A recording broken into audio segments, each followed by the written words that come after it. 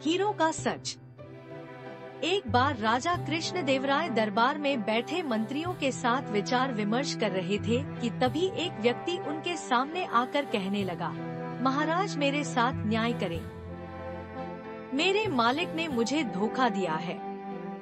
इतना सुनते ही महाराज ने उससे पूछा, तुम कौन हो और तुम्हारे साथ क्या हुआ है? अन्नदाता, मेरा नाम नामदेव है। कल मैं अपने मालिक के साथ किसी काम से एक गांव में जा रहा था। गर्मी की वजह से चलते चलते हम थक गए और पास में स्थित एक मंदिर की छाया में बैठ गए। तभी मेरी नजर एक लाल रंग की थैली पर पड़ी जो कि मंदिर के एक कोने में पड़ी हुई थी। मालिक की आज्ञा लेकर मैंने वो थैली उठा ली। उसे खोलने पर पता चला कि उसके अंदर बेर के आकार के 2 हीरे चमक रहे थे। हीरे मंदिर में पाए गए थे, इसलिए उन पर राज्य का अधिकार था। परंतु मेरे मालिक ने मुझसे ये बात किसी को भी बताने से मना कर दिया और कहा कि हम दोनों इसमें से एक एक हीरा रख लेंगे। मैं अपने मालिक की गुलामी से परेशान था, इसलिए मैं अपना काम करना चाहता था, जिसके कारण मेरे मन में लालच आ गया। हवेली आते ही मालिक ने हीरे देने से साफ इनकार कर दिया। यही कारण है कि मुझे इंसाफ चाहिए। महाराज ने तुरंत कोतवाल को भेजकर नामदेव के मालिक को महल में पेश होने का आदेश दिया। नामदेव के मालिक को जल्द ही राजा के सामने लाया गया। राजा ने उससे हीरों के बारे में पूछा तो वह बोला, महाराज ये बात सच है कि मंदिर में हीरे मिले थे, लेकिन मैंने वो हीरे नामदेव को देकर उन्हें राजकोष में जमा करने को कहा था। जब वह वापस लौटा तो मैंने उससे राजकोष की रसीद मांगी तो वह आनाकानी करने लगा। मैंने जब इसे धमकाया तो ये आपके पास आकर मनगढ़ंत कहानी सुनाने लगा। अच्छा, तो ये बात है। महाराज ने कुछ सोचते हुए कहा, क्या तुम्हारे पास इस बात का कोई सबूत है कि तुम सच बोल रहे हो? अन्नदाता, अगर आपको मेरी बात पर यकीन नहीं तो आप मेरे दूसरे 3 नौकरों से पूछ सकते हो। वो उस वक्त वहीं थे। के सामने लाया गया। तीनों ने नामदेव के खिलाफ गवाही दी। महाराज 3 नौकरों और मालिक को वहीं बिठाकर अपने विश्राम कक्ष में चले गए और सेनापति तेनालीराम, महामंत्री को भी इस विषय में बात करने के लिए वहां बुलवा लिया। उनके पहुंचने पर महाराज ने महामंत्री से पूछा, आपको क्या लगता है, क्या नामदेव झूठ बोल रहा है? जी महाराज, नामदेव ही झूठा है। उसके मन में लालच आ गया होगा और उसने हीरे अपने पास ही रख लिए होंगे।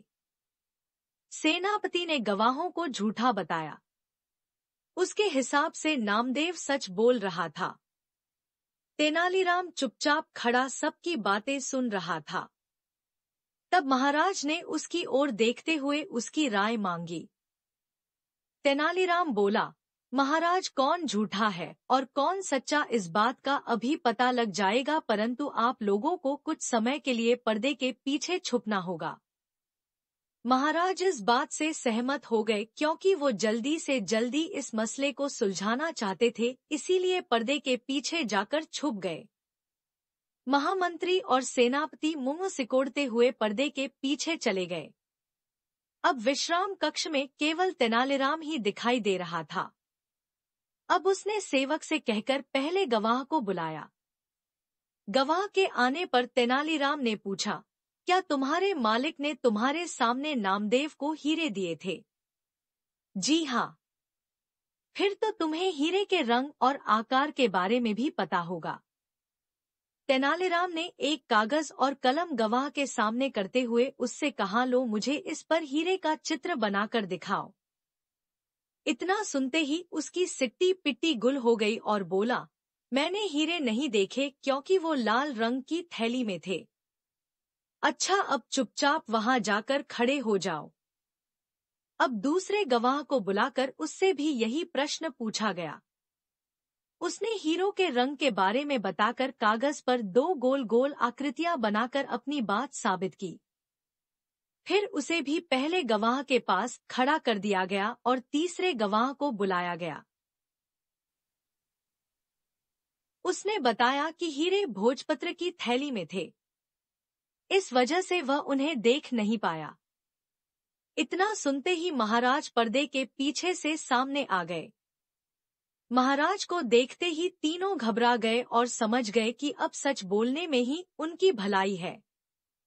तीनों महाराज के पैरों को पकड़कर माफी मांगने लगे और बोले, हमें झूठ बोलने के लिए हमारे मालिक ने धमकाया था और नौकरी से निकालने की धमकी दी थी, इसीलिए हमें झूठ बोलना पड़ा। महाराज ने तुरंत मालिक के घर की तलाशी के आदेश दे दिए। तलाशी लेने पर दोनों हीरे बरामद कर लिए गए। सजा के तौर पर मालिक को 10,000 स्वर्ण मुद्राएं नामदेव को देनी पड़ी और 20,000 स्वर्ण मुद्राएं जुर्माने के तौर पर भरनी पड़ी, जबकि बरामद हुए दोनों हीरे राजकोष में जमा कर लिए गए। इस प्रकार तेनालीराम की मदद से महाराज ने नामदेव के हक में फैसला सुनाया।